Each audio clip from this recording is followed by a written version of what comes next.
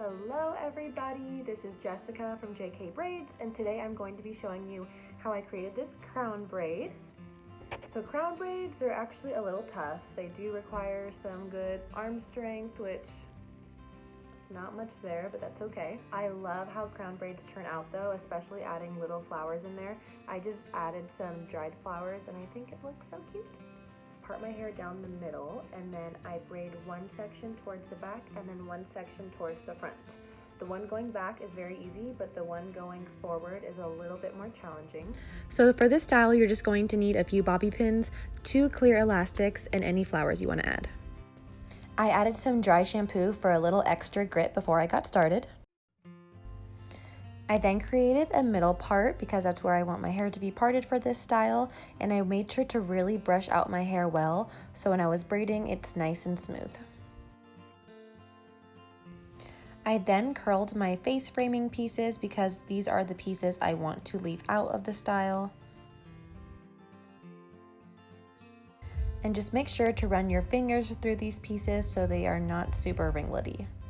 So for this style, I'm going to add my favorite extension in. It's the Up extension by Barefoot Blonde. This extension is designed for updos and it's perfect because it's just one single weft, so you do not have to worry about adding in multiple different wefts and having them show. It's also nice because it's honestly a lot of hair in one weft, so it adds a lot of thickness, but when you're clipping this in, just clip it right underneath your crown area. Oh yeah, look at that. And once your hair is all down, go ahead and just lightly tease your crown area to make sure your extension doesn't show at all. So go ahead and just split your hair in half down the middle and save one section and set it to the side. We're now going to separate our face framing pieces and go ahead and just clip these off so you don't braid them. So now we get to do the fun part. We are going to start the Dutch braid. So go ahead and start pretty close to your part line, and you're just going to do a Dutch braid all the way back.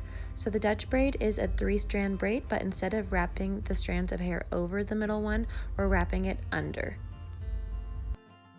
And once we get to about our ear, we might need to reposition our hands so we can continue to braid the back of our head.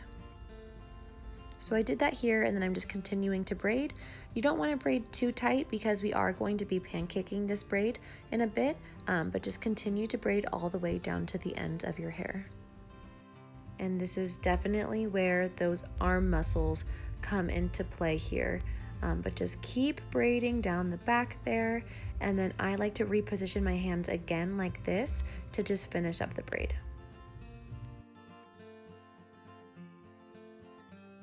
Okay, so before I tie the hair off with an elastic, I'm going to pancake the braid. So just pinch and pull that braid, pull it apart and make it as big as you want. Do not be afraid if your extensions are showing right here because we will be able to cover that at the end once we detail. Once you're finished, go ahead and tie off the ends with a clear elastic, and we're going to just separate our face framing piece on the other side and get started. So when braiding your hair in the back, it's obviously harder to see, so don't be afraid to use some mirrors so you could see the back of your head. But when doing this braid in the back, we want to just really make sure that we are following along our hairline because we want it to circle to the front of our hair to create that crown braid look. We also don't want it to be too high on our head. We want it to be nice and low right by our hairline. Once we get to our ear, we have to reposition our hands, which is honestly probably the hardest part of the entire hairstyle.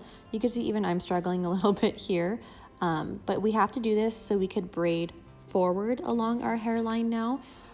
Don't beat yourself up if you're not getting this right away. It definitely took me a little while to learn this, but once you do, it's pretty easy. And when I'm doing this, I kind of like to just drape my head forward so my hair is kind of just hanging there. I think it's easier that way to pick up pieces to add into the Dutch braid. And when you're braiding this area, just be really conscious of the hairs that you left out for the face framing pieces because you don't want them to get stuck into the braid because they will be very difficult to pull out.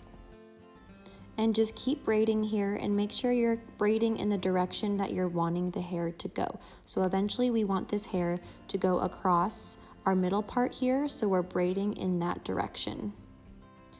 So when you get all of the hair that you want in the braid and leave out your face framing pieces, you could just continue to braid all the way to the end and take a deep breath and relax because you finally finished that braid. So now we could start to detail. So just lay the braid flat against your scalp where you would like it to stay, and we're just gonna pinch and pull on that braid and pancake it so the braid is nice and chunky. I would spend some time detailing this area because I think with the crown braid, the front looks the best. So you just want to make sure that you have it exactly where you want it to be. Once you pancake the braid, go ahead and tie off the ends with an elastic. And instead of just having the ends straight, I loop them just like this because they're easier to hide.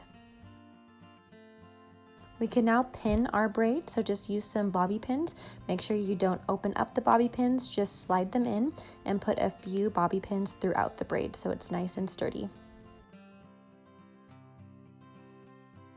So now we get to work on the other braid. So I'm gonna wrap it on the back side. The front side was too far forward, it would cover my eye. So I'm just gonna wrap it over the back here, and I'm going to tuck it underneath the braid in the front to hide the elastic and the ends of the hair. So you just tuck it in and just pin it with a bobby pin to secure it. So I'm just going to add a few bobby pins in this braid as well to secure it. So now we just need to hide this elastic as well. So again, I'm just going to tuck it underneath the braid and just slide a bobby pin in there to secure it and cover that elastic. And just continue to detail the style and add any bobby pins if you feel like any areas are loose. And I always love fluffing up my face framing pieces. I just spray some hairspray and lightly tease them. I just feel like it adds a little bit of volume to the style. And here I saw that elastic poking out a little bit, so I just added one more bobby pin to hide it. And this is my favorite part, just adding some flowers in it. And you'll notice that the side of the hair that I'm adding the flowers to now, the braid is a lot thicker and fuller compared to the opposite side. So you could always add a little bit more flowers on the area that is not as full to hide any holes. And as usual, tag me in any of your creations at JK Braids and subscribe to my channel.